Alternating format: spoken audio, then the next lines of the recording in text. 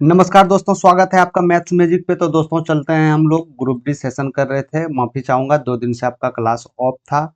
आज आपका 2 सितंबर जो हुए थे 2022 में ग्रुप डी के लिए जो पूछे गए मोस्ट वीवीआई प्रश्न थे शिफ्ट 1 में, और क्लास नंबर आपका 31 जो रेगुलर आपका कंटिन्यू चलते आ रहा है। ठीक है, और बात करेंगे एएलपी रिजल्ट के बारे में। तो रिजल्ट ने सबको चौंका दिया है मेरे दोस्त, सबको परेशान कर दिया गया है। क्यों? क्योंकि कहीं कहीं कटअप, जैसे मान के चलिए सीबीटी टू में 56 था, वहीं मेरिट के लिए डायरेक्ट 80 चला गया है, 79 चला गया है। इससे क्या तात्पर्य मिलता है मेरे दोस्त? इससे यही देखने मिलता है कि आप लोग रिजल्ट के लिए ना मरिए, पर इतने कहेंगे मेरिट के लिए आप लोग लड़िए और मेरिट के लिए पढ़ाई कीजिए। ठीक है, रिजल्ट बनाना बहुत आसान बात है मेरे दोस्त, लेकिन मेरिट बनाना बहुत आज के युग में बहुत ही कॉम्प्लिकेटेड है मेरे दोस्त। जैसे मान के चलिए 5000 सीट कहीं भी आपको दिया गया है, उसमें भरने वाले स्टूडेंट 1 लाख होंगे। बाकी बात चाहिए तो उसको सीट 5 ही हजार है ना, तो 5000 में इसमें आने के लिए आपको मेरे दोस्त मैथ में तो आपको 25 में 25 लाने का पूर्ण प्रयास करना चाहिए। रीजनिंग में आपको 25 में 25 लाने का पूर्ण प्रयास करना चाहिए। बाकी बात साइंस और जीके वो आपके अंदर में है कि आप उसको किस लेवल का तैयारी किए हैं। ठीक है, तो आप बिल्कुल टेंशन मत लीजिए। जो कटअप जा रहा है कटअप जाने दीजिए, वो तो कटअप जाना ही था मेरे दोस्त। ये पॉसिबल था कि जाना ही कटअप था, क्योंकि सीबीटी टू में इसका एग्जाम सिलेबस जो था बिल्कुल इजी प्रश्न पूछा गया था, जो कि बहुत सारे स्टूडेंट्स ने 25 में 25 मैथ करके आए थे। ठीक है, तो आप लोग ध्यान दीजिएगा, बिल्कुल न्यू सिरे से और एकदम बेसिक टू बेसिक चलेंगे। कहीं भी मैथ में परेशानी आपको नहीं रहेगा, तो आप लोग आ जाइए और ज्वाइन कर लीजिएगा। लाइक शेयर जरूर कर दीजिएगा। आप लोग चैनल से जुड़ के ऑल पे क्लिक कर दीजिएगा। कुछ भी अपडेट्स होगा, चाहे वो मैथ्स हो, रीजनिंग हो, जॉब नोटिफिकेशन हो, ए टू जेड आपको मिलते रहेगा। ठीक है, चलते हैं सीधे प्रश्न की ओर। एएलपी रिजल्ट देखने के बाद आप लोग अपनी तैयारी और बूस्ट कर दीजिएगा मेरे दोस्तों। नहीं तो रिजल्ट तो आपका इसमें हो जाएगा, ग्रुप डी में इसमें रिजल्ट हो जाएगा। बाकी बात पीटी भी आप लोग कर दीजिएगा। ठीक है, लेकिन मेरिट में आपका नाम संभवतः है कम आ जाए, क्योंकि नंबर यदि आप कम उठाते हैं, आपका रहना चाहिए कि 75 से 80 प्लस आपका नंबर ग्रुप डी में मार्क्स मॉक टेस्ट में आना चाहिए। यदि नहीं आ रहा है तो आप लोग मेहनत और बूस्ट कर दीजिए, जिसमें कि यदि आपका 70 या 75 के बीच भी है तो ये संभावना बहुत ही कम है मेरिट के लिए। ठीक है, सब जोन के लिए बात हम नहीं बोल रहे हैं, एक एक जोन ऐसा है जैसे रेड जोन में आते हैं, जैसे कोलकाता हो गए, आपका रांची हो गए, पटना हो गए, ये सब थोड़ा सा रेड जोन में चले आते हैं। ठीक है, चलते हैं सीधे हम लोग प्रश्न की ओर, और ये नौबत आने नहीं देंगे हम लोग, क्योंकि अभी से हम लोग तैयारी करने लग गए हैं। ठीक है, चलते हैं देख लेते हैं 2 सितंबर फर्स्ट शिफ्ट में पूछे गए प्रश्न। वो सबसे बड़ी संख्या आपको बताना है कि जो 158 और 215 को भाग दे तो 4 और 5 शेषफल बचे। ठीक है, यानी कि वो इसमें से, इस चारों ऑप्शन में से एक बड़ी संख्या कौन सी होगा कि 158 को भी भाग दे और 215 को हम भाग दे। तो 158 को भाग देते हैं तो 4 शेषफल बचता है, और 215 को भाग देते हैं तो 5 शेषफल बचता है। ठीक है, तो मेरा कहने का मतलब है मेरे दोस्त कि यदि ये शेष बच रहा है, यदि 158 को भाग देने पर 4 शेष बच रहा है, 215 को भाग देने पर 5 शेष बच रहा है, तो क्या मैं बोल दूं कि ये संख्या में यदि हम 4 माइनस कर दें तो वो संख्याएं पूरी तरह विभाज्य हो जाएगी। इसी प्रकार इस संख्याएं में शेषफल 5 यदि बच रहा है, यदि 5 को हम घटा दें तो ये संख्याएं, जो भी इस संख्याएं में बड़ी संख्याएं होगी, वो पूरी तरह इस संख्या को विभाजित कर देगी। इतना आप मान गए, तो बस करना क्या था, चलते हैं सीधे ऑप्शन की ओर। सबसे बड़ी संख्या ढूंढते हैं 21। क्या 21 154 और 210 को पूरी तरह विभाजित कर रहा है? इसको तो ये कर रहा है, इसको कर रहा है कि नहीं पता, है ना? तो इसको देख लेते हैं 21 से, क्या 21 से विभाज्य करने का? जी नहीं, विभाजकता का नियम आपके मुंह पे रहना चाहिए। विभाजकता का नियम क्या कहता है कि कोई भी संख्या 21 से विभाज्य है तो वो 7 और 3 से भी विभाज्य हो, क्योंकि ये इसका गुणज। समझ गए आप? तो क्या ये संख्या 7 से विभाज्य है? जी। क्या ये संख्या 3 से विभाज्य? जी नहीं, 3 से विभाज्य नहीं है, तो ये संख्या भी विभाज्य नहीं है। इसका भी फैक्टर आप देखा जाए तो 6 3 आता है। 3 संख्या जब विभाज्य नहीं है तो ये कहाँ से हो जाएगा? तो ये भी आपके पास नहीं होगा। समझ रहे हैं? 14 देख लेते हैं, क्या 14 हो जाए? 14 का फैक्टर क्या हम लिख सकते हैं? 7 दूनी 14, सॉरी माफ कीजिएगा, 7 दूनी 14। क्या ये संख्या 7 से? जी हाँ। 2 से? जी हाँ। ये भी? जी हाँ। ये हो सकता है, क्योंकि बड़ी संख्या बोला गया है ना। छोटी संख्या देखता तब हम छोटी से बड़ी की ओर जाते हैं, लेकिन बड़ी संख्या बोल रहा है तो बड़ी से छोटी की ओर जाएंगे। तो 7 भी हो सकता है, लेकिन 7 से बड़ा आपका 14 है, तो इसीलिए आपका correct answer 14 is right answer हो जाएगा, ऑप्शन नंबर बी। समझ गए आप लोग? इस तरह आप लोग को सवाल बनाना है, बिल्कुल इजी वे से। ठीक है, चलते हैं दूसरा नंबर प्रश्न की। एक समकोण त्रिभुज था, जिसमें भुजाएं x-2 और x-4 और x है, तो इसका क्षेत्रफल सेंटीमीटर स्क्वायर में बताना है आपको क्या होगा। तो सबसे पहले समकोण त्रिभुज है, तो समकोण त्रिभुज आप बना लीजिए। कहीं ना कहीं ये समकोण त्रिभुज था, कैसे जानेंगे हम ये समकोण त्रिभुज है, क्योंकि समकोण त्रिभुज का एक कोण 90 डिग्री होता है। यहाँ तक समझ गए आप, ठीक है, एक कोण 90 डिग्री होता है। तो बोला गया है कि एक समकोण त्रिभुज में तीन भुजाएं, अरे है ना, जैसे मान के चलिए मेरे दोस्त ए और बी और सी, इसको तो आप कर्ण बोलते हैं, यानी इसको तो कर्ण बोलते हैं, इसको आप आधार बोलते हैं, इसको आप लंब बोलते हैं, ठीक है। तो ये तीनों भुजाएं में सबसे बड़ी भुजा कौन होता है, तो सबसे बड़ी भुजा कर्ण होता है। तो इसमें से सबसे बड़ी भुजा कौन है, ये तो x से भी कम है, ये x से तो और कम है, ये x है, तो यानी बड़ी भुजा तो x हो जाएगा। कहीं ना कहीं लंब और ये हो जाएगा, तो हम इसको आधार मान लेते हैं, हम इसको लंब मान लेते हैं। समझ गए, यहाँ तक कोई परेशानी नहीं है। अब चलते हैं, हमको x का वैल्यू यदि निकल जाए मेरे दोस्त, तो हम एरिया निकालने में सक्षम हो जाएंगे। समझ गए, तो x का वैल्यू निकालने के लिए क्या करना पड़ता है, तो पाइथागोरस आपको पता रहना चाहिए। कर्ण स्क्वायर जो हो जाता है आधार स्क्वायर प्लस लंब स्क्वायर, ये बात समझ गए आप। अरे समझ गए आप। तो कर्ण क्या है x, तो एक्स स्क्वायर बराबर आधार क्या है, तो x-4 का स्क्वायर आप कर दीजिए। इसी प्रकार x-2 लंब का स्क्वायर कर दीजिए, इसी के तो बराबर आना चाहिए, क्योंकि हम जानते हैं कर्ण स्क्वायर जो होता है आधार स्क्वायर और लंब स्क्वायर होता है, ठीक है। तो यहाँ से एक्स स्क्वायर चला गया, तो यदि इसको आप तोड़िएगा तो x-b का होल स्क्वायर, तो यहाँ पे ए स्क्वायर हो जाएगा प्लस बी स्क्वायर हो जाएगा -2ab यानी 8x हो जाएगा। इसी प्रकार इसको कीजिएगा तो ए स्क्वायर प्लस बी स्क्वायर हो जाएगा -2ab यानी 4x हो जाएगा। समझ गए, यहाँ तक कोई परेशानी नहीं, यहाँ तक नहीं होना चाहिए, ठीक है। चलते हैं आगे की। तो यहाँ से एक्स स्क्वायर हम देख लेते हैं, तो एक एक्स स्क्वायर एक एक्स स्क्वायर, तो यहाँ से 2x स्क्वायर, ठीक है, प्लस 16 और 4 20 -8 4 12। यहाँ तक समझ गए आप लोग, अरे यहाँ तक समझ गए आप लोग। हमको एक्स का वैल्यू ज्ञात करना है ना, अरे एक्स का वैल्यू ज्ञात करना है या नहीं है, जी हाँ, ठीक है। तो हम यहाँ से क्या लिख सकते हैं इसको, क्या हम इसको यहाँ से लिख सकते हैं x square -10x -2x plus 20, और इसके जगह जीरो वैल्यू बराबर कर दे। क्या मैंने गलत लिखा है यहाँ से, अरे क्या मैंने गलत लिखा है यहाँ पे, नहीं ना।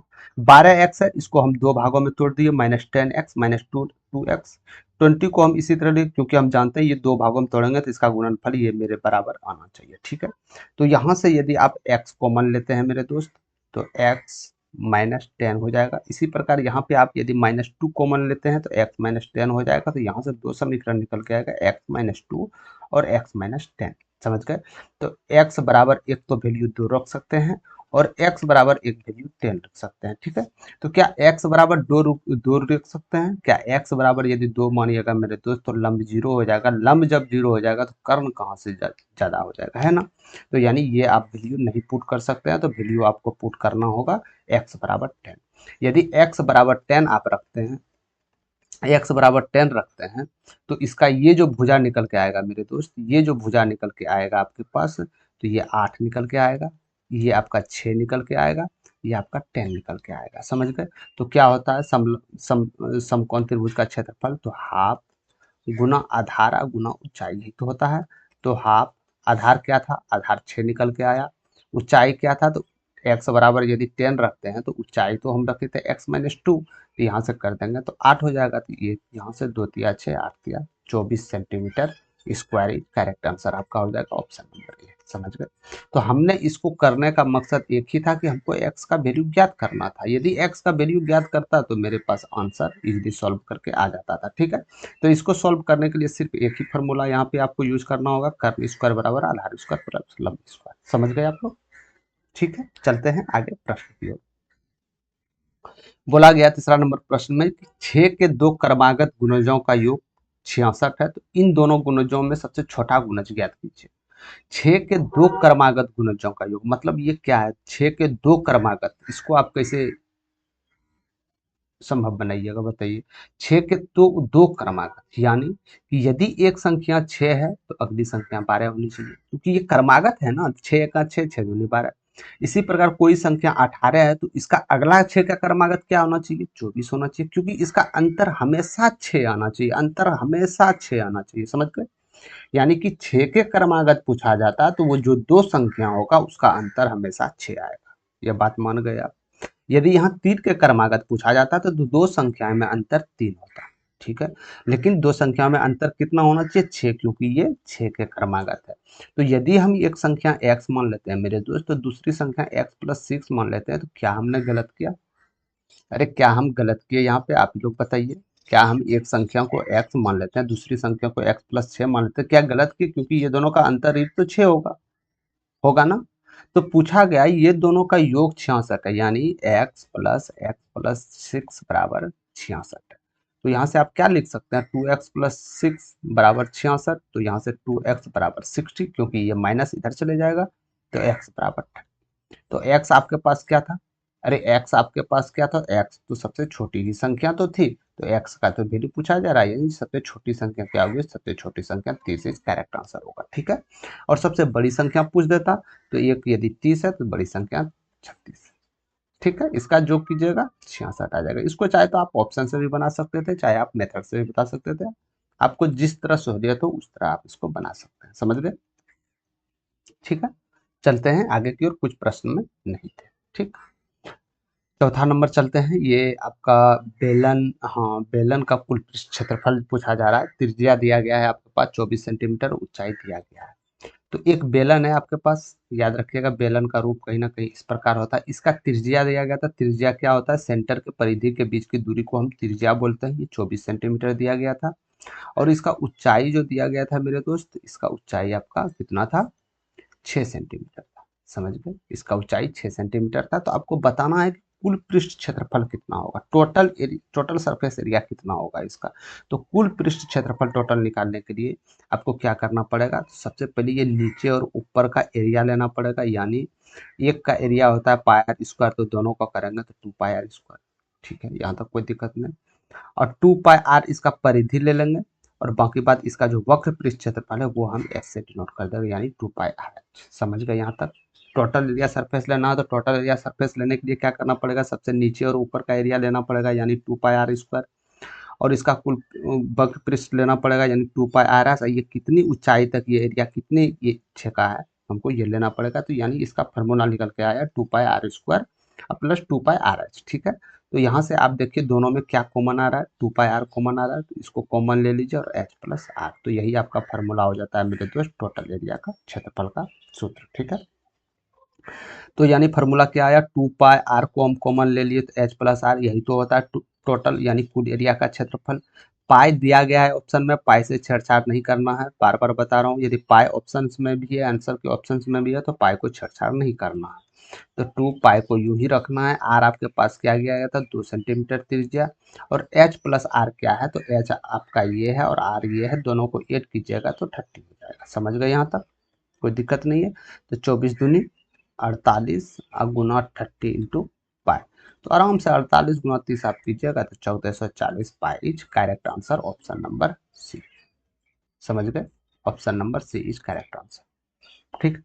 तो कहीं ना कहीं देखिए, मान के चलिए मेरे दोस्त, यदि 2D और 3D का आप सवाल बनाना चाहते हैं तो उसका सिर्फ एक ही कमजोरी है कि ये सवाल आपसे तुरंत बन जाएगा, तो कहीं ना कहीं ये आपको फॉर्मूला रखना पड़ेगा, ठीक है। कि इसका एरिया क्या होता है, इसका आयतन क्या होता है, इसका वक्र पृष्ठ क्षेत्रफल क्या हो जाता है, समझ गए उसका, समझ गए उसका परिमाप क्या होता है। तो कहीं ना कहीं ये आपको फार्मूला याद रखना होगा। यदि आपके पास ये फार्मूला नहीं है तो आप धोखा खा सकते हैं एग्जाम्स में, ठीक है। एक गलती आपको गलत करवा सकता है ऑप्शन। मान के चलिए यहाँ 2 पाई आर स्क्वायर दे दे, यदि आप यहाँ 2 पाई आर ही मानते हैं, आर स्क्वायर नहीं मानते हैं, तब पर भी आपका प्रश्न गलत हो जाएगा, समझ गए। तो 2D 3D फार्मूला करने का एक ही नियम है कि इसका जितना भी इसका फार्मूला है वो आपको याद रहना चाहिए, ठीक है। चलते हैं 55 नंबर प्रश्न की ओर। एक दुकानदार था, एक वस्तु एक वस्तु पर x रुपये पे अंकित किया। अंकित उसे करता है क्रय मूल्य से जो ऊंचे उठा के अंकित करे, यानी जैसे मान लीजिए कोई वस्तु को हम 100 रुपया में खरीदे, तो अंकित मूल्य जो सेट करेंगे ना, तो हमेशा 100 रुपया से ज्यादा हम सेट करेंगे अंकित। ऐसा क्यों करते हैं? क्योंकि यदि अंकित पे हम डिस्काउंट भी दे दिए, कुछ परसेंट डिस्काउंट भी दे दिए, तो हमको हानि ना हो, समझ गए, हमको हानि नहीं हो, प्रॉफिट हो, इसीलिए हम अंकित मूल्य सेट करते हैं, क्योंकि हमको प्रॉफिट करना है, ठीक है। इसी प्रकार एक भाई साहब ने अंकित मूल्य सेट किया, यानी आप जिसको मार्क प्राइस बोलते हैं, अंकित मूल्य कुछ सेट किया, यानी 100 रुपया ये फिट किया। कि भाई x रुपया मेरा एक वस्तु का अंकित मूल्य, ठीक है। और इसने 20% की इसमें छूट दे दिया। 20% की छूट देने का मतलब है कि 1/5 छूट दे दिया, ये समझ गए। 1/5 छूट दे दिया। छूट देने के बाद कुछ मूलधन इसके पास आया होगा, अरे आया होगा कि नहीं। यदि x रुपया इसका है मेरे दोस्त, तो इस पे कुछ छूट दिया तो यहाँ पे तो कुछ प्राइज हो जाए। यदि यहाँ कुछ प्राइज था और इसमें 20% डिस्काउंट दिए तो यहाँ पे तो कुछ प्राइज आना चाहिए डिस्काउंट करने के बाद, ठीक है। अब बोला गया इसमें कि आपका प्लस में 1/8 आपका टैक्स लगा दिया, यानी वेट लगा दिया। वेट समझ रहे हैं ना, वीएटी यानी वैल्यू एडेड टैक्स, ठीक है। वैल्यू एडेड टैक्स इसमें ऐड कर दिया, कितना 1/8, तो इसका मूल्य आपका हो गया 432, ठीक। 432 मूल्य हो गया। तो हम ये पूछना आपसे चाहते हैं कि यदि हम वीएटी लागू नहीं करते, यानी वैल्यू एडेड टैक्स लागू नहीं करते, यदि टैक्स इसमें नहीं जोड़ते, तो इसका मूल्य कितना होता। यानी टैक्स जोड़ के ना 432 हुआ, यानी कि टैक्स जोड़ के मेरे दोस्त 432 हुआ, यानी कि 1/8 टैक्स जोड़ा है। समझ में आ रहा है, 1/8 टैक्स जोड़ा है, तो क्या हम बोल सकते हैं कि 9/8 टैक्स इसके बराबर हो जाएगा, 432 के बराबर हो जाएगा। क्यों हो जाएगा, क्योंकि 8 में एक टैक्स जुटा है, तो यानी ये जो टोटल टैक्स निकला होगा ये टोटल 9 का दिया होगा, यानी 8 का वैल्यू निकाल देते तो ये मेरा निकल जाएगा। समझ गए यहाँ तक। तो इसको 9 चौक 36 करते हैं, ठीक है, 9 अठे 72 करते हैं। तो यहाँ से इसका 8 अठे 64, 4 हाथ में 6 और 8 चौक 32, 6 38, यानी कि हम बोल सकते हैं कि 384 रुपया टैक्स देने के पूर्व इसका मूल्य था, ठीक है। और टैक्स जैसे दिया 432 रुपया, अरे माने किसी चीज पर टैक्स लगाइएगा तो उसका मूल्य बढ़ेगा या घटेगा। स्वाभाविक बात है कि उसका मूल्य बढ़ेगा, क्योंकि आप टैक्स लगाए, चाहे वो जीएसटी हो या वीएटी हो, वैल्यू एडेड टैक्स हो, समझ गए। यानी कि 384 रुपया टैक्स से पहले मूल्य था, यही तो हमको निकालना था।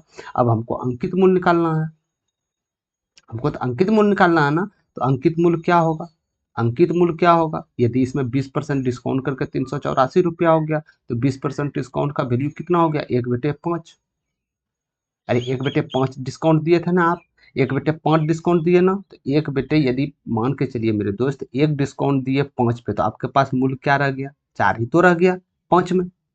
तो इसी के तो बराबर 384 है।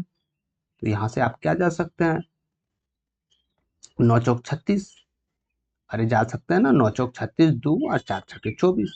तो यहाँ से क्या हो जाएगा आपका, एक का वैल्यू क्या निकलेगा, 6 पंचे 30, 3 5 45, 3 48, यानी 480 रुपया। तो इसका मार्क प्राइस जो होगा मेरे दोस्त वो 480 रुपया होगा, मार्क प्राइस 480 रुपया होगा, ध्यान रखिएगा आप लोग, ठीक है। यहाँ से आप ऐसे भी बेटे में भी कर सकते थे, यदि आपको इस तरह नहीं करना था तो आप समझ सकते हैं कि इस मूलधन में 20% का छूट दिया गया है, तो यानी 20% यदि छूट दे दिए गए तो इसका 80% मूल्य तो बचा होगा ना, तो 80% का तो वैल्यू होगा मेरे दोस्त, नहीं समझे। मान के चलिए ये मूलधन कोई मेरे पास 100% था, ठीक है, तो इसमें हम 20% छूट दे दिए, कितना परसेंट बचा आपके पास, अरे 80% ही तो बचा होगा, तो 80% बचा होगा तो 80% का तो वैल्यू भी दिया गया है 384। तो हमको 100% निकालना था, 100% क्या माने है, मार्क प्राइस, तो यहाँ से भी आप 480 निकाल सकते हैं, ठीक है। चाहे तो आप परसेंटेज में भी निकाल सकते हैं, या इसको बेटा में भी करके निकाल सकते हैं, या पूर्णांक भी निकाल सकते हैं, ये आप पे डिपेंड पड़ता है, ठीक है, कि आप इसको किस तरह से सॉल्व करते हैं। तो इसीलिए इसका correct answer option number B, समझ गए आप लोग, ठीक है। चलते हैं आगे की ओर।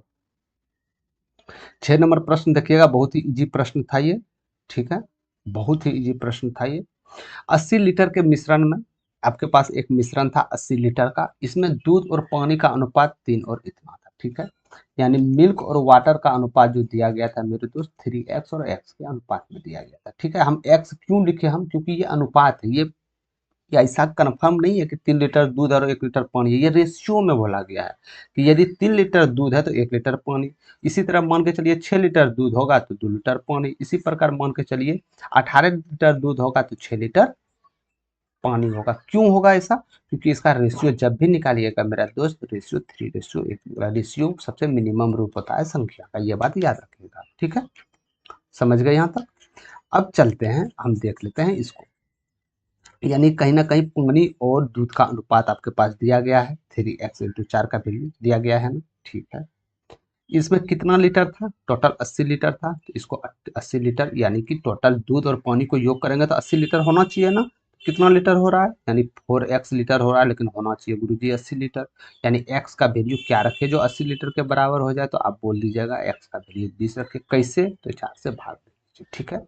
यानी x का वैल्यू यदि 20 हम रख देते हैं मेरे दोस्त, तो मिल्क मेरे पास निकल के आ गया 60 लीटर था और दूध मेरे पास निकल के आ गया 20 लीटर था। समझ गए? ये दोनों रेशियो में तोड़ दिए हम, तो यहाँ से पता चल गया कि मिल्क 60 लीटर और दूध 20 लीटर था। अब ये बोला गया है कि इस मिश्रण को 2-3 में बदलना है, यानी कि ये मिल्क और वाटर जो रेशियो है मेरे दोस्त, ये मिल्क और वाटर जो रेशियो है, इसको 2 यानी 2x और 3x में बदलना है। तो आगे मिलाए जाने वाले पानी की मात्रा कितनी है, पानी की मात्रा कितनी है, तो आपको पानी मिलाया जा रहा है इसमें। क्या दूध के साथ कोई छेड़खानी हो रहा है क्या? अरे क्या दूध के साथ कोई छेड़खानी हो रहा है क्या? कभी नहीं, क्योंकि इसमें पानी मिलाया जा रहा है। तो दूध जो पहले था, दूध अभी भी होगा, ठीक है। दूध जो पहले था, दूध अभी भी होगा, लेकिन पानी सिर्फ मिलाया जा रहा है। तो यानी दूध पहले कितना था? 60 लीटर। तो यानी दूध अभी भी इसके पास 60 लीटर होगा। तो यदि 2x का वैल्यू 60 लीटर है, तो x का वैल्यू 30 लीटर हो जाएगा, तो 3x का वैल्यू 90 लीटर हो जाएगा। ठीक है, समझ गए? यानी पहले पानी की मात्रा कितने थे? 20 लीटर। अब पानी की मात्रा कितना हो गया? 90 लीटर। तो कितना लीटर पानी मिलाया गया? तो आप आराम से बोल दीजिएगा 70 litre. 70 litre is correct answer option number. समझ गए आप लोग? अरे समझ गए क्या? ठीक है, हमने कुछ नहीं किया, मैथ ओ सॉरी माफ कीजिएगा, ये मिल्क और दूध था, मिल्क और वाटर था, इसको हम रेशियो में, टोटल रेशियो में तोड़ दिए। यहाँ से हम एक कितना कितना मेरा कंटेनर में दूध और मिल्क, दूध और पानी है, हम निकाल लिए और दूध और पानी के इसके रेशियो में बदले, क्योंकि हम जानते हैं कि पानी मिलाया गया है, दूध के साथ छेड़छाड़ नहीं होना चाहिए। ठीक है, तो इसका उत्तर आपका 70 निकल के चले आया, ऑप्शन नंबर। समझ गए आप लोग? यदि नहीं समझ में आ रहा है तो आप एक बार फिर से देखिएगा, बिल्कुल आसान शब्दों में समझ के आ जाएगा। ठीक है, ठीक है। और बिल्कुल इसी लैंग्वेज में आप लोग को एग्जाम्स हॉल में बनाना है, हम ये बार बार बता रहे हैं आपको, इसी लैंग्वेज में बनाना है। यदि आप लेंदी गए तो रिजल्ट तो आप लोग बना सकते हैं, इसमें ज़्यादा खुशी होने की बात नहीं है। रिजल्ट हज़ारों स्टूडेंट बनाते हैं, लाखों स्टूडेंट बनाते हैं, मेरिट उसमें से 5000 का बनता है। समझ गए? तो रिजल्ट के लिए मत मरिए मेरे दोस्त, मेरिट के लिए मरिए। ठीक है, चलते हैं आगे की ओर। 7वां नंबर प्रश्न को देखिएगा, यदि n वर्ष के लिए 4800 रुपये 15% प्रति वर्ष की दर पे साधारण ब्याज 2160 रुपये है, तो n का मान क्या होगा, यानी कितने वर्ष के लिए आपका धन लगा होगा। ठीक है, आपके पास 4800 रुपया था, 4800 रुपया आपने कहीं से उधार लिए। ठीक है, वो बोला बोला बोला जा रहा था कि रेट भाई साहब हम 15% लेंगे, टाइम कितना है हमको नहीं पता है, सॉरी माफ कीजिएगा, टाइम कितना है हमको नहीं पता है, लेकिन इतना बात है कि हम इंटरेस्ट 2160 रुपया लेंगे। ठीक है, इंटरेस्ट हम 2160 रुपया लेंगे। तो जब भी हम इंटरेस्ट 2160 रुपया ले रहे हैं, तो हम यहाँ से सिंपल इंटरेस्ट निकाल सकते हैं, साधारण ब्याज निकाल सकते हैं, निकाल सकते हैं कि नहीं? अरे साधारण ब्याज निकाल सकते हैं कि नहीं? कैसे साधारण ब्याज क्या हो जाएगा? मूल्य कितना आपके पास इंटरेस्ट आया और कितने मूलधन में इंटरेस्ट आपका आया और 100 में कितना होगा। ठीक है, तो यहाँ से परसेंटेज निकल जाएगा, तो बच्चों के 48 चला जाएगा, 12 का 12, 12 96 चला जाएगा, यहाँ से 4 चौके 16, 4 पंचे 20, यानी कि हम सिंपल इंटरेस्ट जो मेरे पास निकल के आया मेरे दोस्त 45% निकल के आया। यहाँ तक समझ गए आप? अरे यहाँ तक समझ गए आप? सिंपल इंटरेस्ट कितना निकल के आया? 45%। और सिंपल इंटरेस्ट क्या है? हम जानते हैं सिंपल इंटरेस्ट रेट और टाइम का गुना होता है, यानी ब्याज और समय का गुना होता है। तो सिंपल इंटरेस्ट आपके पास ऑलरेडी 45% निकल चुका है, रेट आपके पास 15% ऑलरेडी दिया गया है, टाइम आपको निकालना है, तो यहाँ से 15 या 45 निकल जाएगा, तो टाइम आपके पास 3 साल निकल के चले आया। Correct answer option number B. समझ गए आप लोग? अरे समझ गए? समझे या नहीं समझे? तो इस प्रकार आपको सॉल्व को करना। ठीक है, ठीक है। सबसे पहले इस प्रकार प्रश्न पूछा जाए तो सबसे पहले आपको सिंपल इंटरेस्ट निकाल लेना। सिंपल इंटरेस्ट निकालने के बाद हम जानते हैं सिंपल इंटरेस्ट रेट और टाइम का गुणनफल होता है, बस इसी में वैल्यू पुट करना था, तो आपका उत्तर चले आता। ठीक है, चलते हैं आगे की ओर, 8वां नंबर प्रश्न को देख लेते हैं। ठीक है, बोला गया है कि 0.794 पे पावर डबल पे पावर 12, 94 पे पावर 12 यानी छत है। फिर इसी प्रकार पी बटे क्यू के रूप में व्यक्त कीजिए, जहाँ की पी क्यू पूर्णांक है, क्यू पर 0 के बराबर नहीं होनी चाहिए। ठीक है, हम देख लेते हैं। इस प्रकार प्रश्न हम बार बार किए हैं और ग्रुप डी में ये बार बार प्रश्न पूछ रहा है और ये पूछेगा, 110% है कि ये पूछेगा। ठीक, तो ये संख्याएं यदि 794 है, हम नहीं लेते हैं दशमलव ना, 794 है, तो सबसे पहले इसमें ये देखना कितने ऊपर के पावर सुरक्षा लगा हुआ है, कितने ऊपर के पावर छत लगा हुआ है या इसके ऊपर सुरक्षा है। तो आप देखिएगा 2 के ऊपर पे पावर सुरक्षा है, यानी 94 तो सुरक्षित है सर, 7 सुरक्षित नहीं है। तो एक काम कीजिए, इसको हटाइए। अरे जो सुरक्षित नहीं है उसको क्यों लेके जाना है आपको, तो इसको हटाइए आप। ठीक है, सुरक्षित कितना है, 2 गो के पास है, तो सुरक्षित है तो इसको कुछ नहीं हो सकता, 99 रेटिंग दीजिए। एक किसके पास सुरक्षित नहीं है, ये नहीं है, तो इसका वैल्यू 0 कीजिए, क्योंकि ये जा रहा है। ठीक है, इसी प्रकार इसको कर दिए तो इसका वैल्यू क्या निकल के आ जाएगा, तो यहाँ 7 हो जाएगा, 8 हो जाएगा, 787 बेटे 990 आ जाएगा। समझ गए यहाँ से। इसी प्रकार इसको यदि आप कीजिएगा तो 876 यहाँ आ जाएगा। इसमें देखिएगा 2 पे पावर छत है, एगो नहीं है, जिस पे नहीं है उसका कोई वैल्यू नहीं होता, उसको आप हटाइए। और जिस पे पावर है, जैगो पे पावर है, उसको 10 स्टार में 99 स्टार दीजिए आप। ठीक है, और जिस पे पावर नहीं है उसको स्टार में 0 दीजिए आप। तो यहाँ से क्या निकल के चले आएगा आपका, तो 8 हो जाएगा यहाँ पे, यहाँ 6 हो जाएगा, तो यहाँ 8 हो जाएगा। समझ गए, यहाँ से 990। ठीक है, यानी कि प्लस है 868 बिटे 990, यहाँ तक निकल के। इसको आप इजीली ऐसे भी जोड़ सकते थे। ठीक है, वो जब हम विस्तार से चैप्टर वाइज कराते आएंगे तो उसमें सबसे आसान तरीका से हम बता देंगे। ठीक है, ऐसे भी कर सकते हैं, मुंह से भी पेन भी उठाने की आवश्यकता नहीं था। ठीक है, तो यहाँ से हम एलसीएम ले लेते हैं 990। इसी प्रकार ये दोनों तो ऐड हो जाएगा, क्या हो जाएगा, 8 7 15, हाथ में 1, 8 7 14 1 15, हाथ में 1, 8 7 15 1 16, यानी 1655 बिटे 990 हो जाएगा। क्या हो जाएगा, नहीं हो जाएगा? अरे क्या होगा या नहीं होगा मेरे दोस्त, हो जाएगा ना, कहीं कोई दिक्कत नहीं होगा ना। ठीक है, ठीक। तो यदि 990 को आप 1655 से विभाज्य करते हैं, 990 को यदि आप 1655 से विभाज्य करते हैं तो क्या आ जाएगा, 2 बार से तो जाएगा नहीं, तो आएगा एक पूर्णांक, इसमें 90 एक पूर्णांक। ठीक है, माइनस चले जाएगा, क्या बचेगा, 5 6 6 बेटे 990। समझ में आया आपको, एक पूर्णांक 665, 665 बेटे 990, यहाँ तक समझ में आ गया। ठीक है, क्या इससे भी कर सकता, ऑप्शंस में तो कहीं दिख नहीं रहा है, 676 आना चाहिए, लेकिन यहाँ 690। ठीक है, तो यदि हम इसको यहाँ से 5 से उड़ाए मेरे दोस्त, तो 5 एका 5, ठीक है, 5 तिया 15, 5 तिया 15, अब 5 एका 5, 5 9 45, है ना, 5 8 40, यानी एक पूर्णांक 133 बटे 198। ये आपका उत्तर संभवतः आना चाहिए। तो आप लोग कैलकुलेटिव करके देख लीजिएगा क्या ये उत्तर आ रहा है। तो ये यदि उत्तर आ रहा है तो आपका 100% सही है। समझ गए, कुछ नहीं है सवाल में, सिर्फ कैलकुलेशन थोड़ा सा है, वो आप देख लीजिएगा अपने अनुसार। ठीक है, चलते हैं 9वां नंबर पे। त्रिभुज एबीसी में बी डी और लंब है ए सी डी पर, और कोण डी बी सी 44 डिग्री है, और ई बी सी पर एक बिंदु इस प्रकार है कि कोण सी ए ई 34 डिग्री है। तो कोण ए ई बी का मान क्या होगा, ये आपको बताना। तो त्रिभुज ए बी सी है, तो ए बी सी हम लिख लेते हैं, कहीं ना कहीं त्रिभुज ए बी सी है। ठीक है, बी डी लंब है ए सी पे, बी सी लंब है ए सी, सॉरी माफ कीजिएगा, तब इसको इंटरफेस क्या होगा। ठीक है, इंटरफेस कैसे क्या होगा दिखाते हैं, देख लेते हैं। जैसे मान लीजिए ए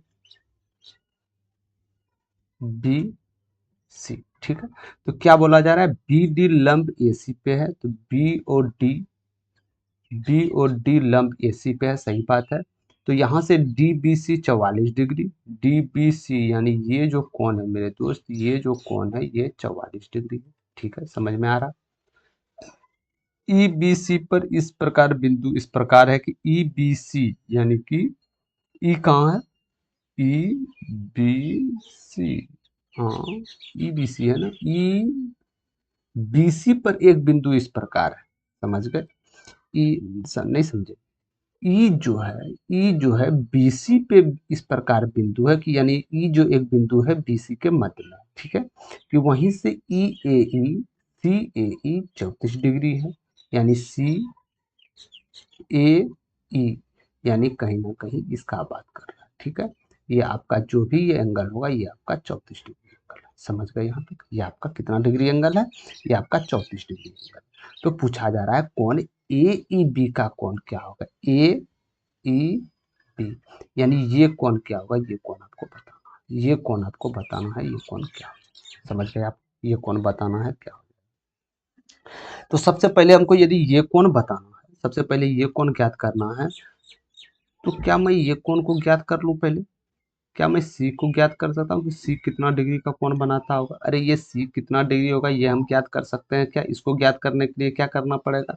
तो सबसे पहले डी बी सी में, यानी जानते हैं कि डी बी सी 180 डिग्री होता है। अरे 180 डिग्री होता है या नहीं होता है, कि यानी कि ये, अरे मेरे दोस्त, इसको आप अलग कीजिएगा तो कहीं ना कहीं ये तो आएगा, तो इसका कोणों का योग 180 डिग्री तो ही होता है। तो 180 डिग्री में ये समकोण त्रिभुज है, यानी कि ये कोण इसका 90 डिग्री होगा, यानी 90 डिग्री माइनस कर दीजिएगा आप। अब मान के चलिए डी बी सी कितना एंगल है, 44 डिग्री है ना।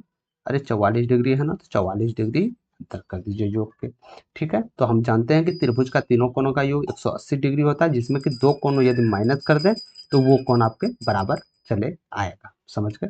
तो यहाँ से क्या आ जाएगा, 4 9 4 13, यानी 180 में 134 आपको माइनस करना है। तो यहाँ से आपका क्या निकल के आएगा मेरे दोस्त, यहाँ के आपका 46 डिग्री निकल के आएगा। तो 46 डिग्री किसका एंगल है, आपका कौन सी का है 46 डिग्री। समझ गए? यहाँ से कौन सी का कितना है 46 डिग्री। ये आपका दिया गया था 34 डिग्री, हमको ये कौन निकालना है, ये कौन निकालना है ना, ए ई बी कौन निकालना है। तो ये कहीं ना कहीं एक त्रिभुज है, दिख रहा होगा आप लोग को, ये त्रिभुज है ना। तो इस त्रिभुज का भी तीनों कोणों का योग 180 डिग्री होगा, होगा या नहीं होगा? ठीक है, 180 डिग्री होगा। यदि ये 180 डिग्री में ये कोण और ये कोण माइनस कर देते हैं तो ये ई वाला कोण निकल जाएगा। अरे निकलेगा या नहीं निकलेगा? जी निकलेगा। यानी 34 प्लस 46 इसमें माइनस कर दीजिए, यानी क्या हो जाएगा, 6 4 10, 1 4 3 7 1 8, यानी कि 180 में यदि आप 80 माइनस कीजिएगा तो आपके पास 100 डिग्री निकल के आ जाएगा। ठीक है, तो क्या ये 100 डिग्री ए ई बी का कोण निकला? जी नहीं, ए ई सी का निकला। कितना? 100 डिग्री। और हम जानते हैं कि एक सीधी रेखा में कोण जो निर्मित होता है मेरे दोस्त, वो 180 डिग्री होता है या नहीं होता? ठीक है, इसी प्रकार यदि इसको समविभाजित करते हैं, इधर यदि 100 डिग्री निकल के चले आया, क्या मैं बोल सकता हूँ कि दूसरे पार्ट की तरफ 80 डिग्री निकल के चले आएगा? ठीक है, इसी प्रकार ये यदि 100 डिग्री है तो ये आपका 80 डिग्री हो जाएगा। तो 80 डिग्री इज करेक्ट आंसर। इसको बनाने का भी नहीं था, माइंड से भी कर सकते थे कि हाँ 180 डिग्री में माइनस कर दिया। ठीक है, समझ में नहीं आया है तो वीडियो प्रीवियस में जाके आप लोग देख सकते हैं। ठीक, बिल्कुल आसान शब्दों में। चलते हैं 10 नंबर प्रश्न की ओर। 10 नंबर प्रश्न में बोला जा रहा है 34 का स्क्वायर माइनस 16 का स्क्वायर का धनात्मक वर्गमूल कितना होगा। तो यानी एक तरीका से तो ये तो साफ साफ यहाँ पे पता चल रहा है कि ए स्क्वायर माइनस बी स्क्वायर है। तो यानी ए स्क्वायर यदि माइनस बी स्क्वायर है तो ये भी हम जानते हैं कि ये यहाँ ए प्लस बी इंटू ए माइनस बी हो जाएगा। ठीक है, ए प्लस बी क्या हो जाएगा, 34 और 16 को आप जोड़िएगा तो क्या हो जाएगा, अरे 34 और 16 को जोड़िएगा तो क्या होगा, 50 होगा या नहीं होगा? हाँ होगा। और 34 में यदि 16 को आप माइनस करते हैं तो क्या हो जाएगा, 18 होगा या नहीं होगा? जी हाँ होगा। इसका वर्गमूल पूछा जा रहा है तो इसके अंदर रिटर्न कर दीजिए। ठीक है, तो इसी प्रकार 18 पंचे 90, 900 चले आया, तो इसका 30 साफ साफ यहाँ से आपको दिख रहा होगा। 30 is correct answer, option number D. ठीक है, बिल्कुल आसान लैंग्वेज थे। चलते हैं 11 नंबर प्रश्न की ओर। ये बहुत ही इजी प्रश्न थे, शायद आप लोग संभवतः कर लीजिएगा, इसमें कहीं कोई दिक्कत नहीं है। फिर भी एक बार चलते हैं। ए स्क्वायर माइनस बी स्क्वायर वही चीज आ गया, तो ए प्लस बी कितना हो गया, 18। ए माइनस बी कितना हो जाएगा, 8 हो जाएगा ना। तो इस पे पावर क्या है, 3/2। इसी प्रकार 8 पे पावर इसको क्या लिख सकते हैं आप, तो इसको 2 पे पावर क्यू लिख सकते हैं, और इसको भी 2/3 से कर सकते हैं, तो यानी 2 दूनी 4, इसका वैल्यू 4 आ जाएगा या नहीं आ जाएगा? जी हाँ।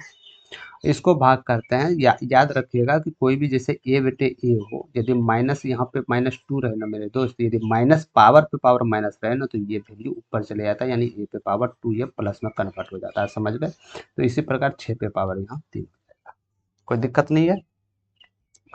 तो इसको करते हैं 18 8 144, 144 पे पावर 3/2, यहाँ 4 लिख सकते हैं आप, पाका 6/3 या 216 इसको आप लिख सकते हैं। ठीक है, 12 से यदि 12 का स्क्वायर यहाँ करते हैं तो 12 का स्क्वायर करते हैं तो ये 12 पे पावर 3 चले जाएगा, क्योंकि ये कट जाएगा। इसी प्रकार गुना 4 अब -216। ठीक है, अब यहाँ से देखिए आपका उत्तर क्या हो जाता है। क्या ये कैलकुलेशन करना चाहिए, इसे कैलकुलेशन होना चाहिए, ये सिंगल डिजिट से काम हो जाएगा। देख लेते हैं, सिंगल डिजिट मेरे पास दो को है, ये दोनों में, यानी कि 50% तो संभावना यहाँ से छटा जा सकता है। ठीक है, तो इसी प्रकार देखते हैं कि 12 का क्यू यदि करते हैं तो सिंगल इकाई अंक पे क्या आ जाएगा, तो यानी 8। अरे कोई भी संख्या होगा इकाई अंक पे तो 8 आएगा ना। हाँ आएगा। इसको 4 से गुणा कीजिएगा तो इकाई अंक पे क्या आ जाएगा, तो कोई भी संख्या होगा 8 चौक 32 यानी इकाई अंक पे 2 हो जाएगा। इसको आप 216 से यदि भाग देते हैं, ये पूरी तरह कब विभाज्य होगा, अरे 216 से कोई भी वैसी संख्या को भाग देते हैं जिसके इकाई अंक पे 2 हो, तो पूर्ण रूप से कब विभाजित होगा, या तो 6 गुना 2, या तो 2 से विभाजित होगा, या तो 7 इकाई डिजिट पे 7 हो तो उससे चला जाएगा, तो ऑप्शन में तो 7 नहीं है। 6 क्या 6 6 चार 36 ये नहीं हो सकता है। 24 6 चौक 24 ये भी नहीं हो सकता, यानी कि 32 और 12 मेरे पास हो सकता है। दो ऑप्शन तो निकल के आ गया, ठीक है। तो 6 दूनी 12 या 32। तो एक बात देखिए, यहाँ कॉमन सेंस लगाइएगा, 12 का क्यू है और ऊपर से उसको गुना आप 4 कर रहे हैं और 216 से विभाज्य कर रहे हैं, क्या ये 12 बार से कट जाएगा, अरे क्या ये 12 बार से कट जाएगा, यानी साफ साफ मतलब है कि 12 का क्यूब कीजिए और गुना 4 कीजिए, तो क्या ये लगभग 2160 60 ही आएगा, जी नहीं आएगा, यानी कि 32 आपका करेक्ट आंसर होगा। 12 तो हो ही नहीं सकता है ना मेरे दोस्त, 12 हो ही नहीं सकता, 12 बहुत कम संख्या हो गया। 216, अच्छा मान के चलिए यदि 12 होता तो यानी 216 और गुना 12 करते तो मेरे पास ये संख्या का निकल के चले आता, निकल के आता है या नहीं, क्या ये आएगा, कभी नहीं आएगा, क्योंकि ये बहुत ज़्यादा मैक्सिमम बड़ा संख्या है, इसको 32 बार में ये जा सकता है, ना कि 12 बार में, समझ गए। तो इस प्रकार थोड़ा मोड़ा कॉमन सेंस साथ में लगाना होगा, हर एक प्रश्न में नहीं, एक दो प्रश्न में ऐसा प्रश्न जो जैसे इस प्रश्न में, इस प्रश्न में क्या है कि दो संख्याओं का योग दिया गया है 35, इसका लघुत्तम समावर्तक भी दिया गया है, तो दोनों संख्या में कौन सी है, तो क्यों इसको हम योग निकाले, आगे जाके हम ये करें कि इसका लघुत्तम समावर्तक, ऐसा कुछ करना है नहीं ना। ऑप्शन दिया गया है, आप ऑप्शन से डायरेक्ट इजी वे इसको यहाँ से छांट सकते हैं। तो हम देख सकते हैं दो संख्याओं का योग 35 है, तो क्या ये योग 35 है, जी हाँ ये है, ये भी योग 35 है, जी हाँ ये भी योग 35 है, ये भी योग 35 है। अब क्या करें, हम तो पड़ गए दुविधा में, कोई बात नहीं है, आगे की ओर चलते हैं। अब क्या किया जाए इसके साथ, एलसीएम 306 होना चाहिए।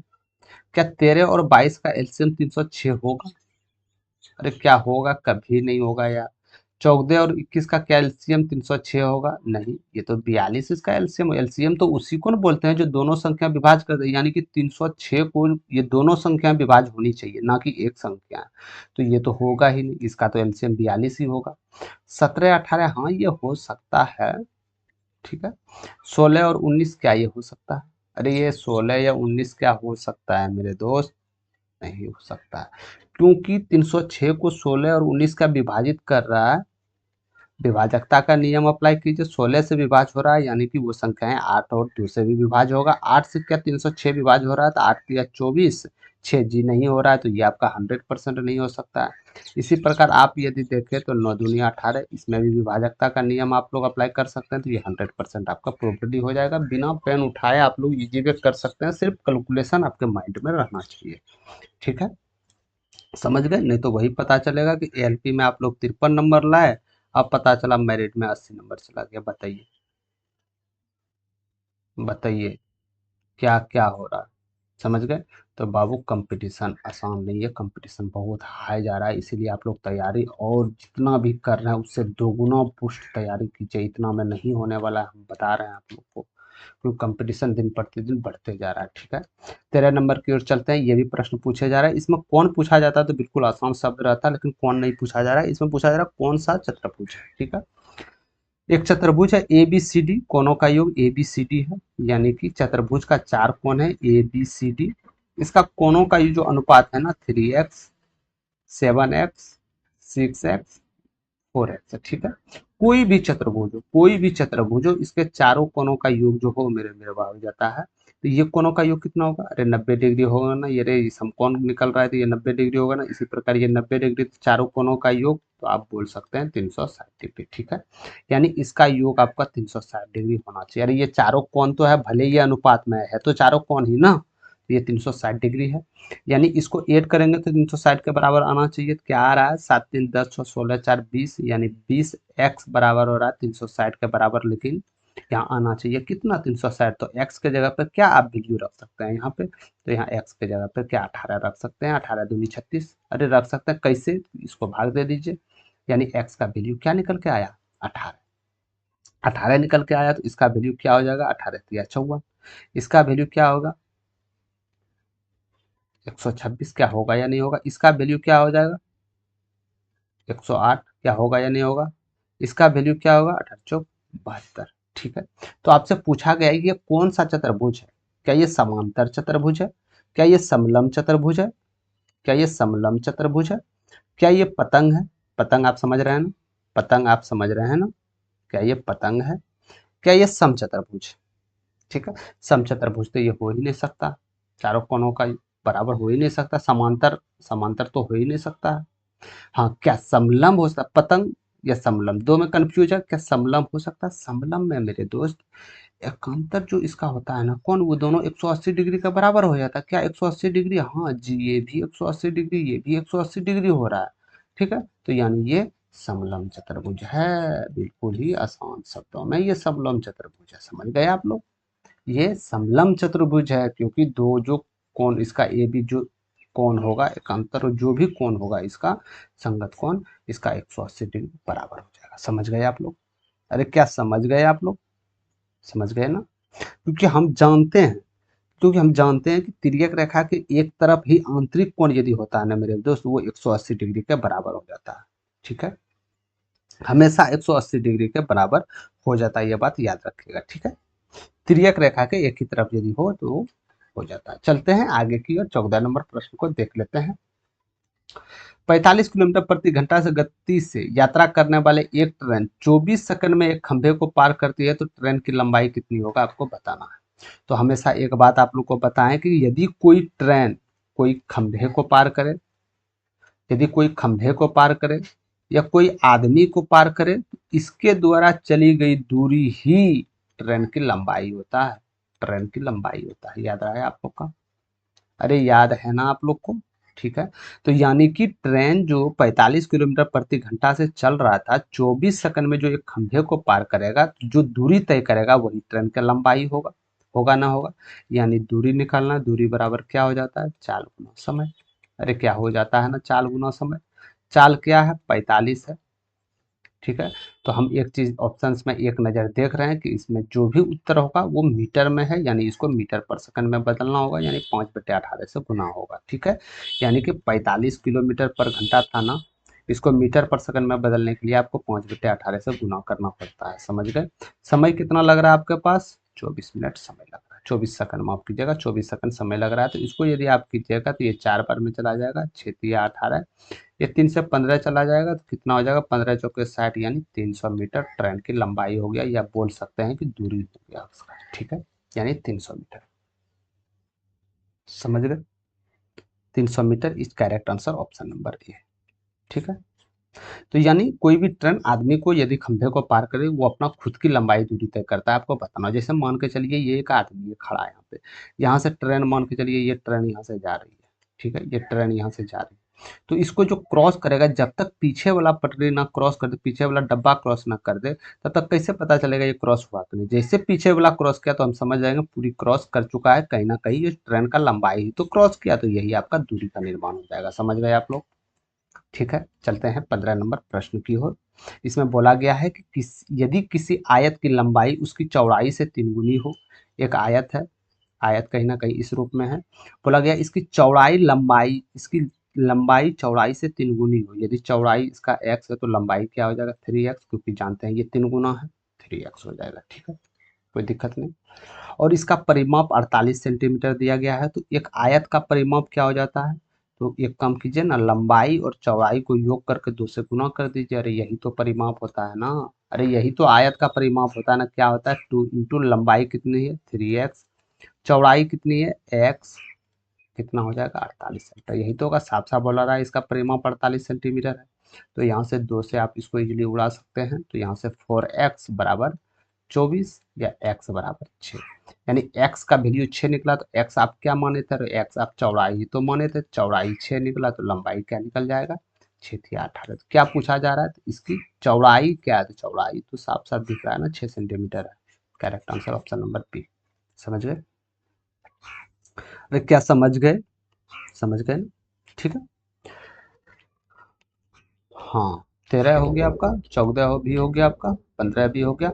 इसी प्रकार माफ कीजिएगा दोस्तों, अभी लाइट का थोड़ा सा समस्या हो रहा है, जिसमें कि आपका सिस्टम चार्जेबल अभी तक नहीं है, हो सकता है कभी भी क्लास ही आपका ऑफ हो सकता है, इसलिए आप लोग 15 तक आज तक रहेगा, और बाकी बात जो भी आप हो ये आप लोग समझ सकते हैं, SW है आप लोग के लिए।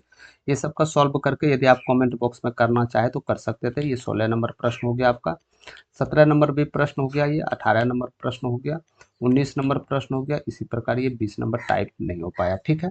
तो आज आपका यही तक सेशन था मेरे दोस्त, क्योंकि कुछ कारणवश थोड़ा तबीयत भी ठीक नहीं लग रहा है, तो इसी कारण से आप लोग का जो भी होगा अगले सेशन में हम लोग मिलेंगे। तो आप लोग जाकर टेलीग्राम चैनल से ज्वाइन हो जाइए, कुछ भी अपडेट होता है सबसे पहले वहाँ, यदि आपको यूट्यूब पे कोई भी अपडेट नहीं मिल पाता है तो सबसे पहले टेलीग्राम पे आपको अपडेट जाता है, ठीक है। तो आप लोग को सेशन कैसा लगा तो आप लोग कमेंट सेक्शन में ज़रूर बताइएगा, लाइक ज़रूर कर दीजिएगा, शेयर नहीं किए हैं तो ज़रूर शेयर कर दीजिएगा। जितने भी आगे एग्ज़ाम आप लोग पता चलना चाहिए, 17 नवंबर से आप लोग को ग्रुप डी का एग्ज़ाम है, ये आपका कोई मजाक नहीं है, सीरियस है, ठीक है।